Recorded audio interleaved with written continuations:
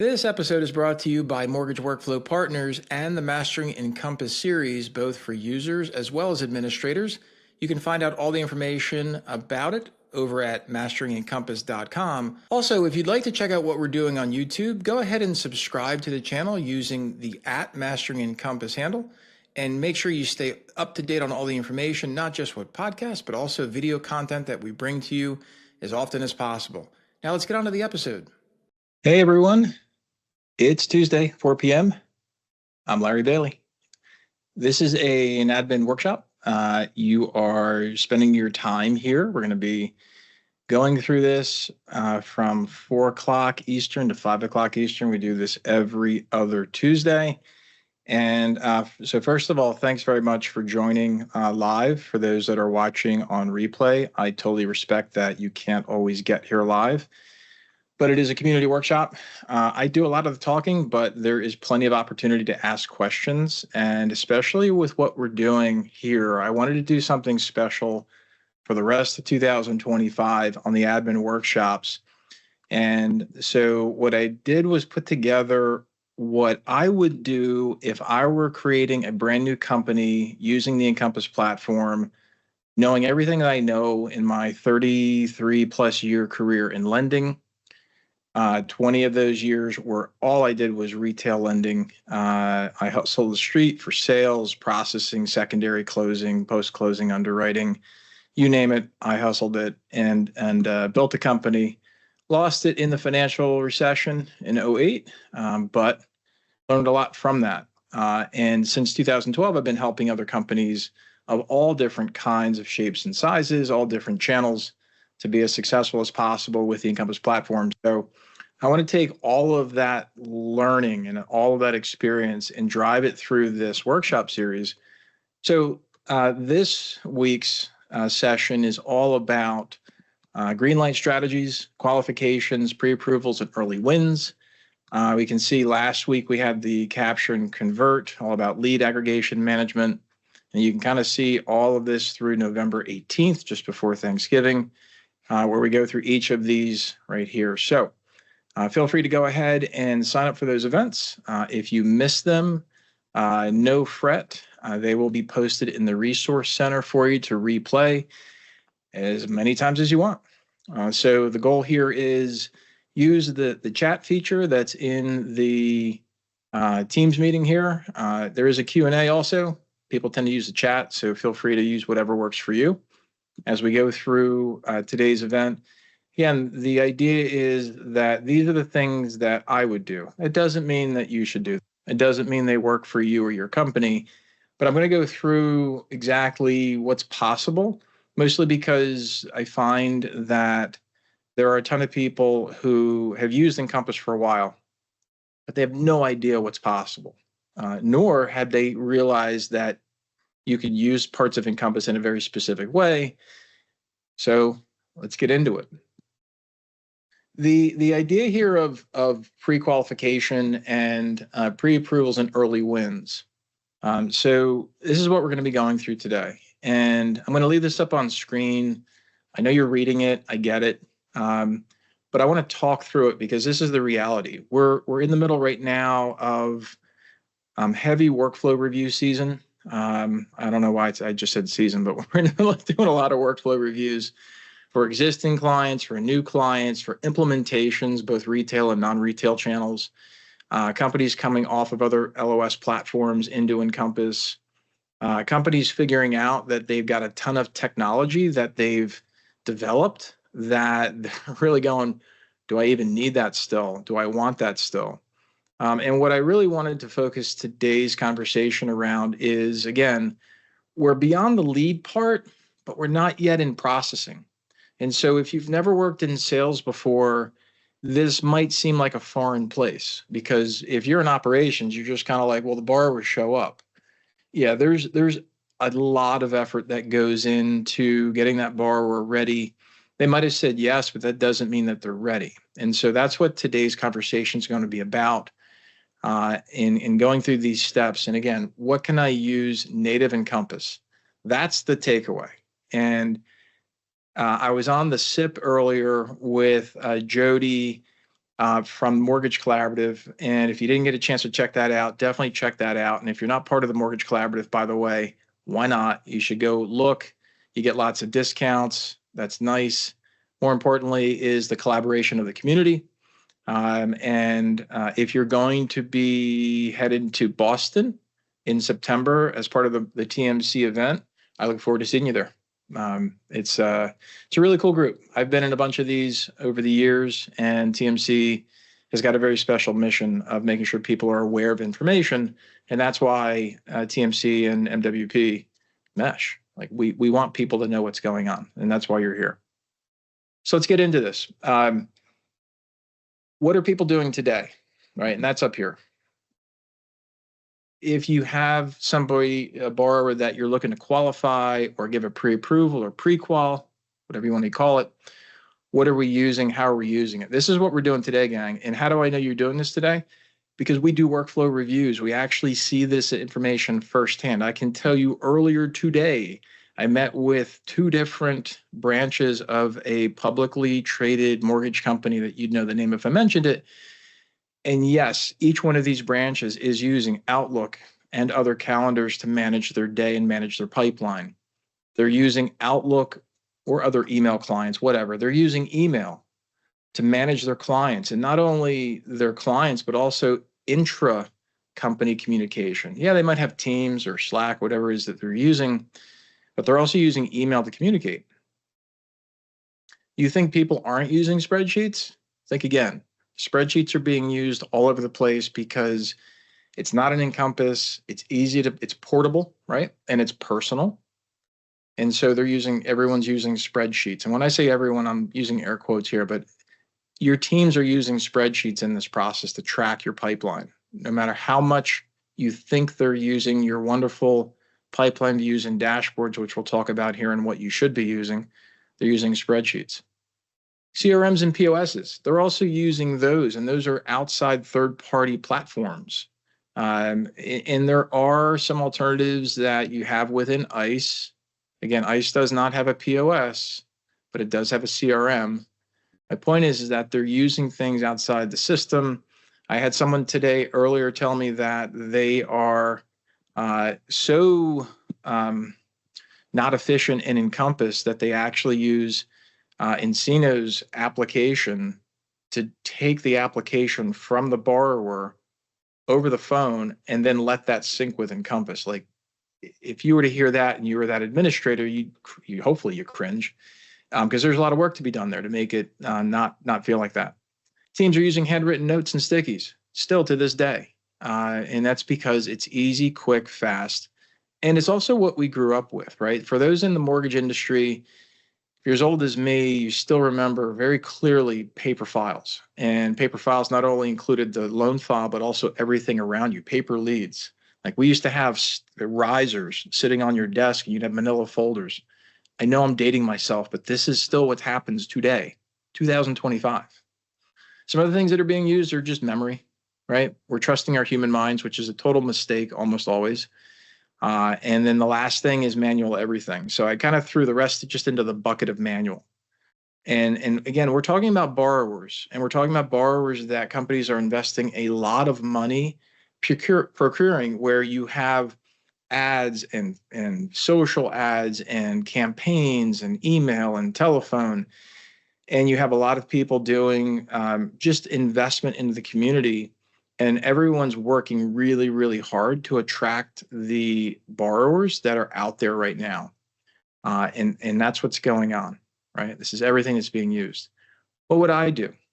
If I were creating a mortgage company today using Encompass, first thing I'd be doing is using opportunities in Encompass Web. And by the way, if you haven't gone over, I'm just going to slide this over for just a second. Please make sure you take advantage of the free courses over here in the Mastering Encompass community. Go over here and using Encompass Web for sales. I think it's like 20 minutes or something like that. I don't even know what it is. I'm sorry, I'm lying. It's 43 minutes. It introduces everything in there. And the reason why I bring that up is because down here below, it talks about opportunities for 4 minutes and 22 seconds. It's total gold to me in sales. And it's what I want you to really explore. We're going to talk about how you fit that into this conversation. Again, 3 for 3 today out of this company I was mentioning earlier, who's using spreadsheets to track their leads. And they also have, again, they have Encino. It's a great product. Nothing wrong with it. It just doesn't do what this does. And one of the branches actually has Total Expert also. No, I'm sorry, not Total Expert. They have Mortgage Coach. Mortgage Coach does a really great job of breaking down payments and total investment into a mortgage, really slick stuff, but it's not opportunities. And I'll explain more about that in today. Some of the other things that you should be leveraging, again, if you're using Native Encompass, is automated document requests. This is part of the new workflow rule series. And if you're using a third-party POS that does not allow you to use these automated document requests, yes, you might have the ability to do some type of automation through some POS to request a certain document list based upon certain things, but it's not nearly at the capacity that you can do through workflow rules, not even close. And for those that really lie into they want a native iOS app, I do too. I want my borrowers to be given a choice. Some borrowers have no problem putting stuff on their phone. Others don't want that. And so I want the ability to use a native iOS and Google app, which I can use natively in Encompass right now, as long as I'm using a non-widget site. Some more things on here that I'm going to talk more detail about in today's call. And again, as anyone who just came in, as you have any questions, please either raise your hand if you want to come off mic, come on mic rather, and you want to speak it through, or use the chat feature, or use the Q&A. So schedulers, if you don't know what a scheduler is, it's an alarm clock. So you can set these different kinds of alarm clocks to do all kinds of things in the future, or based upon what is going to happen before an end date. So X number of days before the credit expires. That's a good one. Or X number of days before the pre-approval expires. That's another good one, right? And so what can you do with these schedulers? You can use notification templates to add constructive notification to those internal team members. Workflow tasks. If you haven't gotten into workflow tasks, again, 3 for 3 today. Everybody who's using spreadsheets and email and calendars to track what the heck's going on in files, both in the state of the loan that we're talking about right here, as well as after the loan is turned into processing. When I showed them what workflow tasks were like, they were like, literally, when can I start using that, please? Pipeline views and dashboards. Now, I use these differently in sales. A lot of times prospects are lumped into one pipeline view, and it's a total missed opportunity. And almost never are sales teams using dashboards, which again, I showed everybody at this company I'm talking about just as one recent example between yesterday and today. I showed them what a pipeline view and a dashboard could be used for in their sales process. And they were like, yeah, I get that. I want that. Last two things on here that are just easy to poke at are automation of loan folder moving. So when a loan is in a certain state, you can move that folder. And then also automated role assignments. This is maybe not something so obvious, but if you're in sales, a lot of times the borrower will respond differently to different people in your organization. Sometimes they don't really like my voice and they want to speak to somebody else. Or maybe they don't like my tone or my pace of talk, but they want to speak to somebody else that more represents themselves. And so that's an important part here too to work through. So again, this is like we're 13 minutes into this call, and I'm just setting you up. This is what's happening in real life in your company right now. Almost guarantee it. Every single one on this call and every single person who's watching this replay from now until forever, this stuff is probably happening right now, somewhere in your company. Your job is as somebody who can affect change and somebody who can pay attention to what needs to happen. These are the things that you can do now as of June 25. I look forward to what I can actually do with Native Encompass through the rest of 25. I got a sneak peek, thanks to a friend, of what's coming out in 25.3. We'll see if it gets there. I'm not going to talk about what it is, but it's pretty damn good. And we're going to see continued improvement into Native Encompass, of course, all through 25 and into the future. ICE Mortgage Technology is not slowing down. They're making it so that, of course, you want to do it in Native Encompass. Why not? All right, so let's take some of these pieces in here and let's put them into practical sets, right?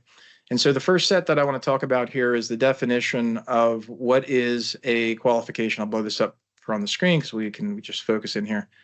So define different and differentiate between qualification versus pre-approval versus eligibility. Now, again, every company seems to have, generally speaking, the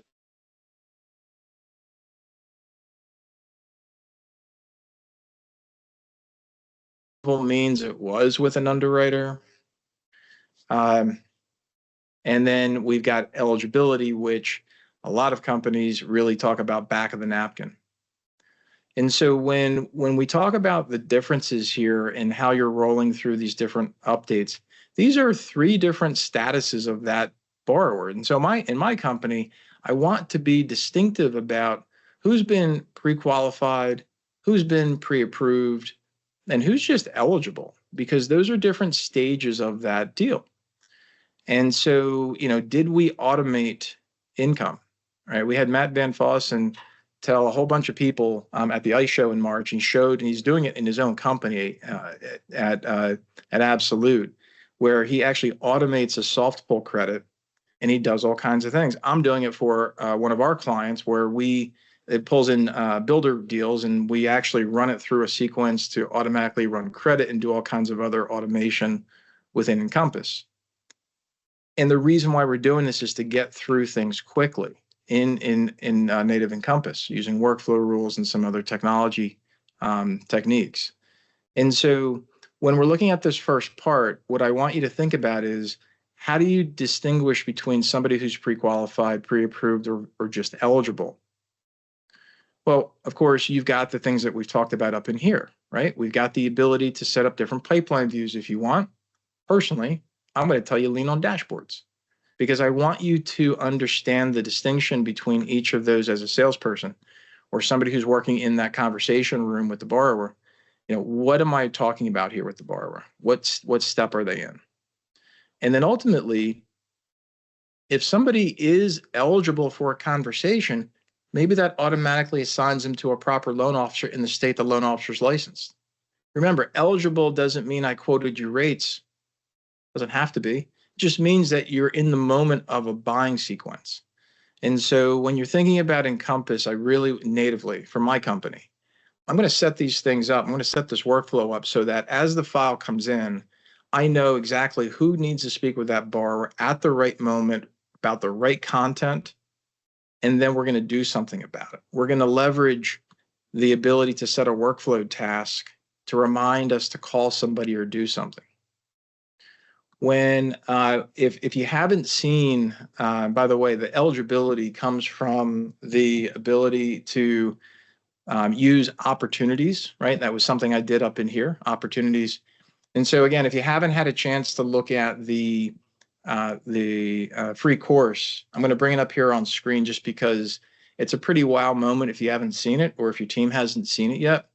And I want you to appreciate the situation that you could put borrowers in. One of the things that happens in life is if you're looking to do something and somebody gives you three choices, people typically feel empowered because they have three different choices to pick from. The reality is you have, as a picker, or a chooser, you have no power at all, because each of the choices are the company who's presenting them to you. So you're actually powerless. It just makes you feel like you have power.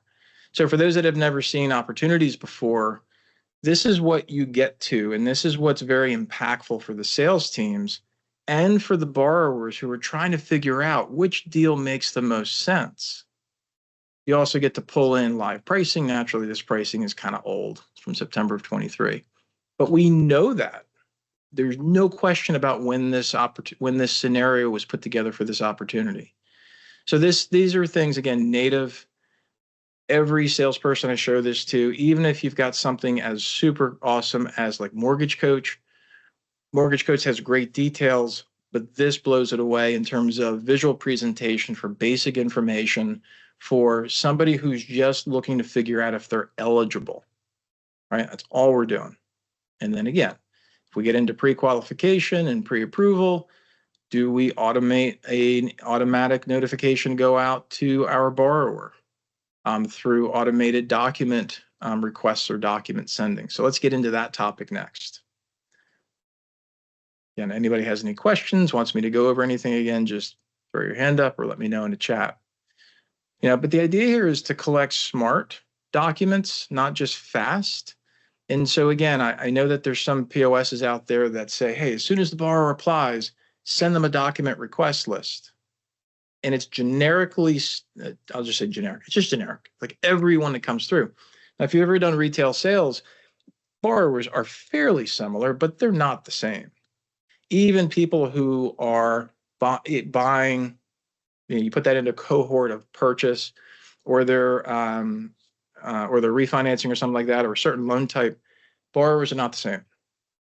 And so when you look at how to set this up, I'm going to always go with a minimum doc set for pre-approval, and I'm going to outline to my borrowers, hey, listen, here's a preliminary set of things that I want you to start to put together. And again, as I said earlier, I'm sending this out in an automated fashion through workflow rules based upon either the file starting or certain other attributes being true. And then what I'm doing is following up with additional specific conditional logic based upon the data in the file.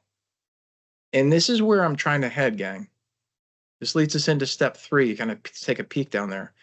All I'm trying to do is get enough information for a basic automated underwriting system answer. Now, if you're doing some non-QM stuff, obviously you're not using a US, you're just looking to get to that decisionable moment. And so if you can get your borrowers to easily give you that information, whether it's through a direct upload to the Consumer Connect site or a direct upload to the native iOS or Google app, those are the kinds of things that make it easy, because when the borrower uploads, if you turn on automatic document retrieval, bang, it's in the E folder. And remember, with workflow rules, when you have a borrower upload something, and by the way, I usually just, again, this is all about me, right? I usually do single document theory.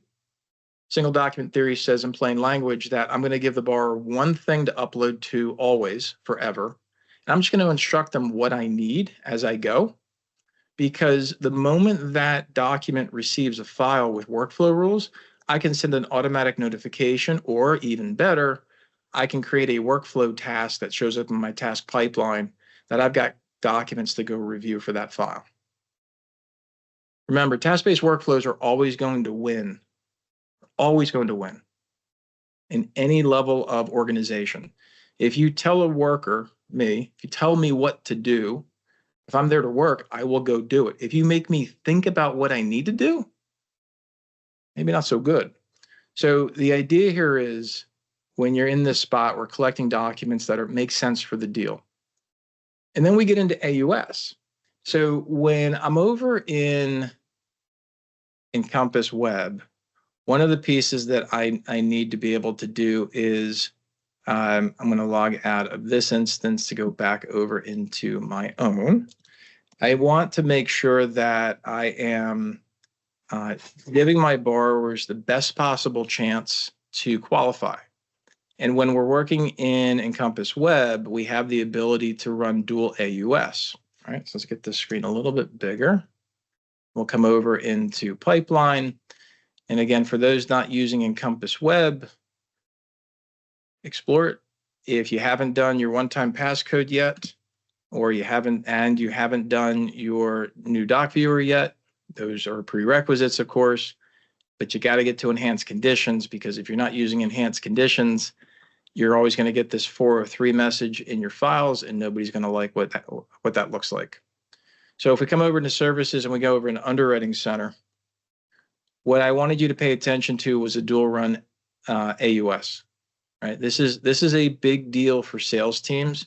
Not every sales team wants or has the capacity to run DU, right? So if you're not using DU, this is going to be meaningless. You can still use LPA, but it's the rep and warrant tracker that's really important. And so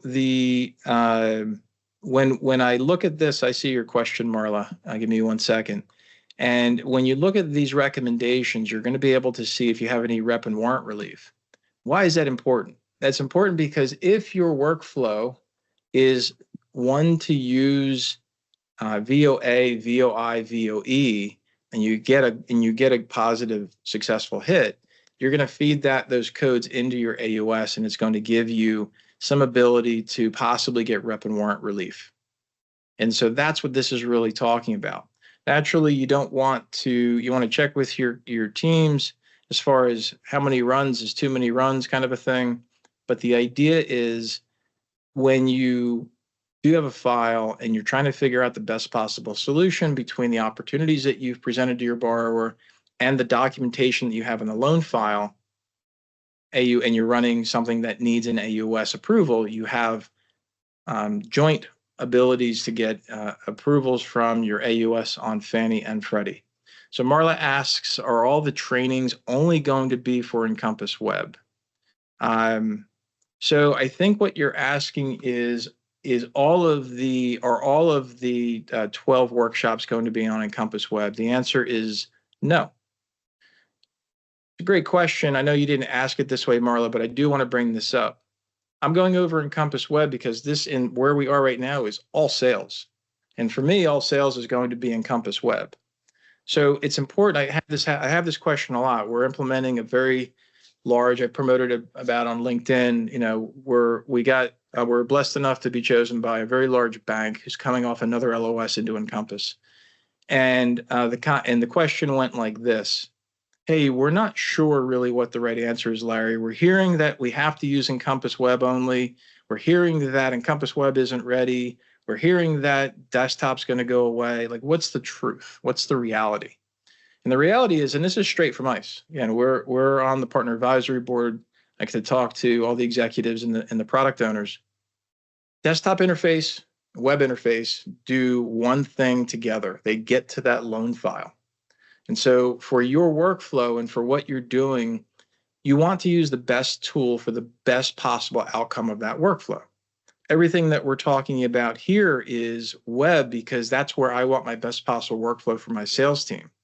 When we get into processing and underwriting, you're going to watch me move over into desktop, but still leverage some web components, such as services, eFolder, doc workflows, things like that, task pipeline, things like that.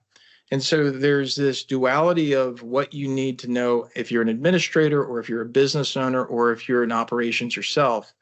Understanding your workflow is number one. And then understanding what interface best supports your workflow, number two. So all good, Marla. Let me know if you have any follow-ups. Thanks for the question. Really great question. All right, so let's talk about number 4, setting borrower expectations up front. I can tell you that, again, in sales, I started in 93, literally on a thermal fax machine, and nobody would give you their social security number unless you were at their house. Like this is how it was. So you've got to make sure how borrowers understand time. Again, they don't do this all day, you do, right? And so what you want to make sure is that when you're going through your company as you're setting these things up, you want to make sure it's very clear in communication in very basic language that anybody can understand what happens. What does disclosures even mean? Like, you know what it means, maybe. But borrowers don't, like they don't speak like that. Even conditions don't make sense, but timelines, people understand what happens in sequence. Everybody understands what comes first, next, and last. And so your job is to explain that effectively. Some people even do a roadmap. I've done this where it's like a chevron where it goes, first one, second one, third one, last one kind of a thing. Some people do like a road or a race. You can make it clever, whatever. But the idea is give your borrowers the ability, and that's what I'm doing here in my workflow in my company is I'm automatically updating borrowers with information. Now, if you're thinking about, we don't use status online update, right? That's in the desktop settings. We don't use that. And I don't like to use that either. I like to automate welcome letters. I like to automate document requests and document updates because remember, my borrower is either going to the website to interact with my loan file, or they're going to the app. What I'm not going to do is send them PDFs through email because it's not secure, and I have a risk of PII or NPI leaking. I also don't want to do that because I want to establish this understanding that if I ask you for something as a borrower, I need it. It's not a hey, when you get a chance. It's like, hey, if you want your money, I need you to react. And so that's what this activity is talking about, to proactively clarify what a pre-approval does or doesn't, or pre-qualification or eligibility. What do these things mean? And then what do I need from you? If you, again, if you either were at the ICE show, if you saw me talk about the automation of Reg B using Encompass web settings, it was all about this, because borrowers who don't understand, they check out. I don't have the statistics. Just can tell you, after 30 plus years of lending, if you don't stay in good, solid communication with your borrowers, they will check out and go work with somebody who will. So don't let that happen to you. Number 5, we're going to create reusable and automated, insert the right letter here, the right word here, letter workflows. So pre-approval, pre-qualification, eligibility, use your own word, whatever it is. And the idea is, when you deal with these letters, think custom print forms, not emails. Why? Because I'm automating that whole list of things to the borrower. Why? Because with workflow rules, I can make document requests. You're like, wait a minute, Larry, I thought you said we're doing letters. Letters a PDF. It sits in the E folder. What the heck? You just told me you're not sending PDFs, so I'm confused. Remember that in Encompass, when you make a document request, if the document is tied to a standard or custom print form, it automatically sends that to the borrower. What I like to do in these cases, I want them to do a little work, my borrowers. I want them to stay engaged.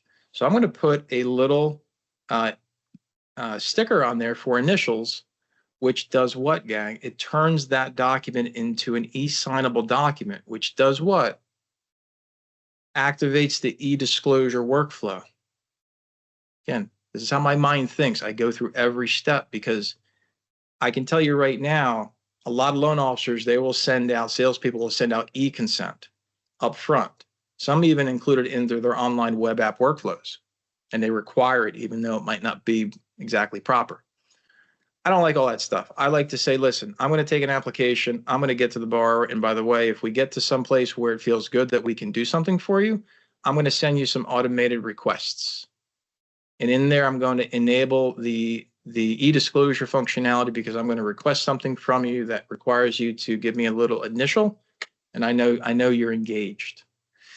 And so that's what this is really being talked about. When you're using custom print forms to do this, you can do, through word merge code, you can do anything within reason that you want to segregate out your loan officers or your branches. You can do logos, you can do paragraphs of information that appear or disappear.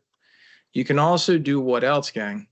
Somebody wants to type up a special letter, you can create that input field on some input form somewhere, and they can spell everything out, and that goes right on this letter that goes out. So this ability to create these reusable and automated letters that go out to your borrower, 100% within everyone's skill sets. And then most importantly, allows you to leverage all the workflow rules that I talked about in the very beginning of this workshop today. Hopefully this is making sense for you guys. I'm hoping I'm lighting up some light bulbs, giving you some ideas, because this is what we do all day long at Mortgage Workflow Partners. We figure out what's going on. We make a recommendation. We back up the recommendation with real life meaning, and then we move forward and get it into process. Okay, getting near the end here. Let's talk about tracking metrics, right? Doing the work is fantastic. Figuring out what work to do and then doing the work, 100%. But if you can't measure what you're doing, how do you know it's working? And so some abilities to track early funnel metrics in here, again, all within Encompass. We're not exporting out to some database. We're not using Power BI or something else. It's all cool stuff. It's way outside of my skill sets. I know how to click around Power BI. I tried to build a Power BI once. Didn't go so well. So I'm not going to try that again. And there's plenty of great third-party companies that offer these kinds of metrics. But again, I don't want to pay somebody else. I want to do it on my own budget. And so you can build pipeline views with smart custom fields and standard fields. I mentioned earlier dashboards. I'm building out my dashboard for this process, minimum of 6 snapshots, probably going to 9. because I want to track everything from the first time I get that lead to that lead that just got the Reg B notification, because I just, every borrower is meaningful, and maybe they just had something going on and they need a little bit of a touch after we send them the statement that their loan was denied for an incomplete application. So the idea is make sure that you're monitoring what's going on here, making sure that you've got an idea of how to track that and what your deliverable SLAs are on that. Remember what we talked about at the very beginning about the schedulers? So remember, everything that's happening in here, you can create a scheduler so that you know exactly how much time it's been since something, or how much time exists right now before something. And you can put that on your early funnel metrics idea here and get yourself into an opportunity to take advantage of something that's happening. If you've never thought about your pipeline this way on the sales side, I understand. I get it. The reason why my mind thinks like this is because I've paid for these leads. I've run branches of production.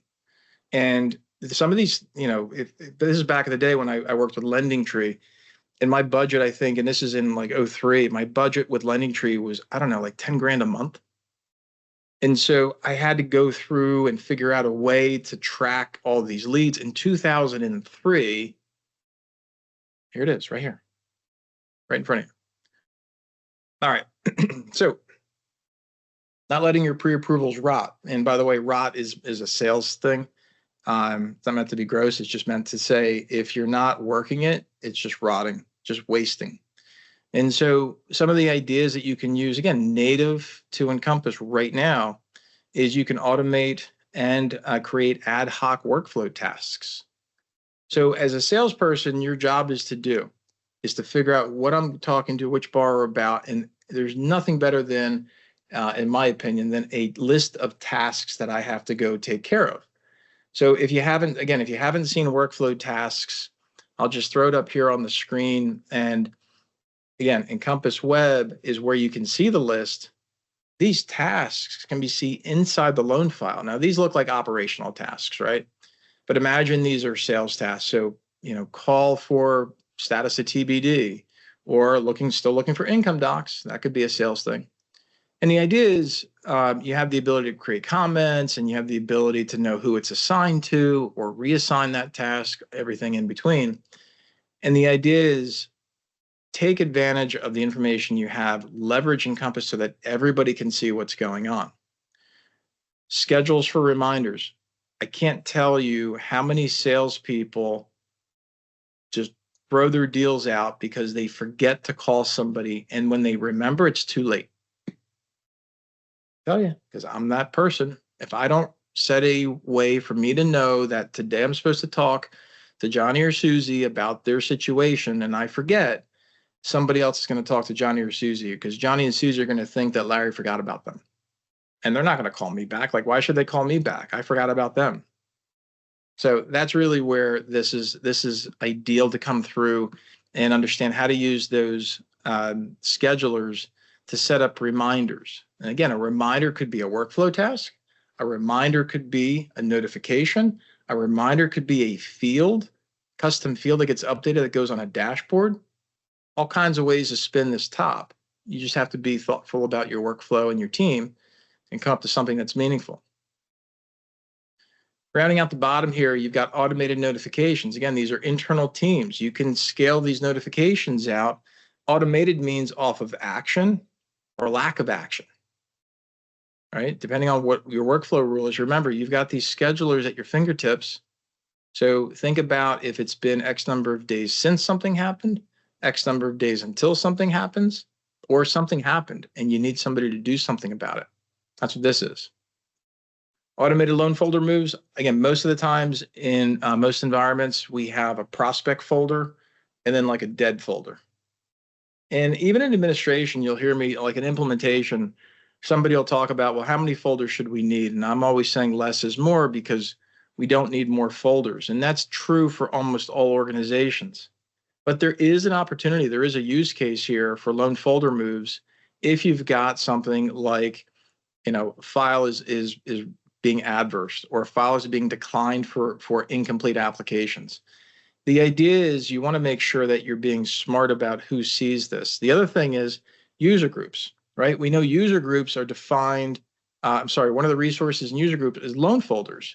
So if you're moving that loan, if you have to move that loan from cohort A to cohort B, because the loan needs to move for either reassignment or branch relocation or whatever, or state ability, right? Maybe somebody came in and they found a property, and then boom, it needs to move to a certain branch because of that property location. These are all reasons to do that. And the last one on here is automated loan reassignments. As I mentioned earlier in today's workshop, it was all about knowing that you've got the right person assigned to that loan at the right time. And so when you're working with workflow rules, you have the ability to do automated loan reassignments through workflow rules. And it's just there. It's everything I've talked about today for 40 some odd minutes is all native. And if any of this stuff is just over your head, certainly leverage the Mastering Encompass community. If you need some direct either consultative support or hands-on keyboard support, that's what Mortgage Workflow Partners is for. We do this stuff all day long, and hopefully my illustration of what we talked about today gives you that concept that, number one, you can do this. I know you can do this. You just have to organize it. But if you do need extra help, that's what we're here for. So when we go back and we think about how we got here, right? We go back to let's see if I can get this not crashing on me again. But when we go through this workshop, right? Today we're at Greenlight Strategy. We saw last week when I went through, capturing the leads, and then we get into working those leads. And then now we're going to get into seamless starts next week. I'm sorry, not next week, but on July 8th with application and borrower docs. And you're going to hear me talk a lot about how we get that application done. I told you earlier that there's a client that we just worked with, and she takes paper apps. And when she can't take paper apps or doesn't feel like it, because of the speed, right? And I've done this myself, so I get it.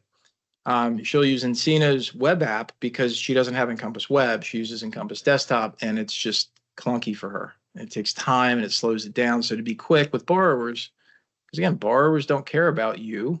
You're there to serve them.